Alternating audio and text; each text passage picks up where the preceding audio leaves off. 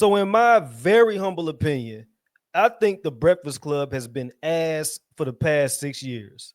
That's just my opinion. But before I go in on that, let's check out what's going on right now and why black folks in particular are upset with the Breakfast Club. Effective stunt. It was so effective, right? But then you had people arguing, okay, this was race baiting. This little black boy shouldn't have been used as a prop. And I'm like, are y'all He's black? I don't whatever. He's a person of color, No, obviously. okay. So Yeah. I don't know his exact African American. ethnicity. But when I saw his that, head was nappy. His head was not nappy at all. It wasn't. He was black. the dad, You think he was black? His dad definitely was black. Yeah, His it dad was- was holding him. I don't know if that was his dad, but yeah, it Not seemed that like that was his matters. I dad. just don't think Lil Boy Yeah, is he black. was His black. hair wasn't He's nappy. black. I mean, it was patchy, but it wasn't nappy.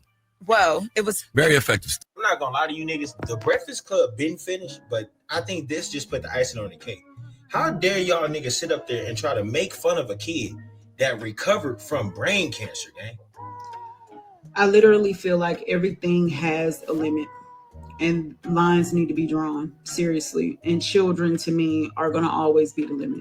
Now, Just Hilarious, I get it. You're a comedian and comedians often will take some risk when it comes to their comedy, but this is not a laughing matter, nor is it humorous.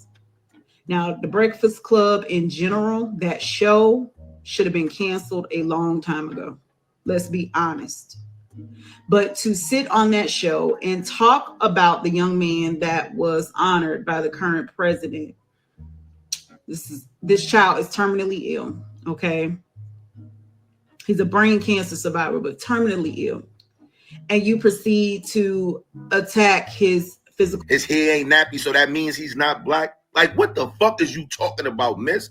His hair is patchy because he had like 12 brain surgeries. He got brain cancer. How do you work at the Breakfast Club and don't know this information, you idiot? And again, you speaking on whether this kid hair is patchy and or nappy. That's not for you to talk about when all your looks are ridiculed. So they ought to be ashamed of themselves. And then for Just Hilarious to make that foul comment talking about the patches that was missing out of this young man's head. How dare you? All right. So now you see it, right? Look, man, there's a limit to everything, you know what I'm saying? And I think that the culture is starting to shift into the right direction. I get it. You know, many black folks hate Trump, so therefore they're going to hate anything associated with Trump. And I remember watching the speech live, and I told myself, they're going to attack this kid, right? And I just knew it, you know what I'm saying? Like, it's really no limit. The Trump derangement syndrome has no limit, right? If you hate Trump, you're going to hate everything associated with Trump, no matter what it is. You literally got a brain cancer survivor, right, who was an honorary member of the Secret Service, and people still found a way to hate on that. That is asinine, completely insane.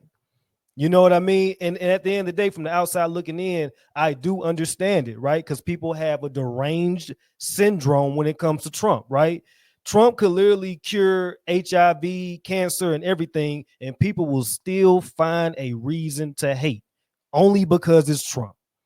Same thing with Elon Musk. That man can expose all the BS that's been happening with our tax money.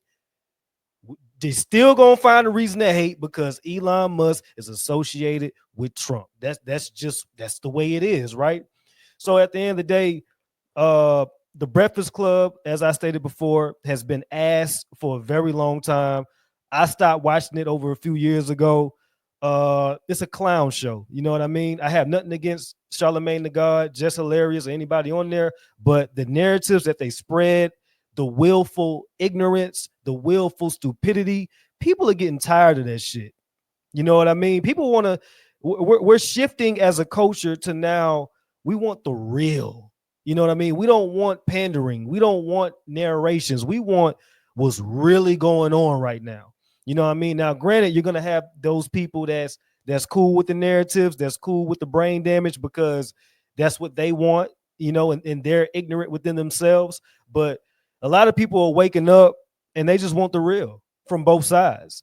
You know what I mean? So, but I knew it. Watching the speech live, I knew that they were gonna find some loophole in some way to attack that kid. You know what I mean? Whether it was, oh, is he really black? He might be Indian. He might be Mexican. It doesn't even matter. The kid is a survivor, and he was honored by the president. How can you possibly hate on that? Oh, I get it. It's Trump. I get it. You know what I'm saying? But anyway, that's my thoughts about it. Y'all let me know. Like, subscribe, share. EP on the way, new music on the way. But I love it. You know, the culture is shifting. You know, and it starts on social media. Sadly, damn near everything starts on social media, right? So if we see the shift change on social media, it might lean towards reality. But at the end of the day, that's just the times that we're living in, where everything is influenced by social media. You know what I'm saying? But y'all let me know what y'all think. It's your boy TJ the Realist. New videos coming soon.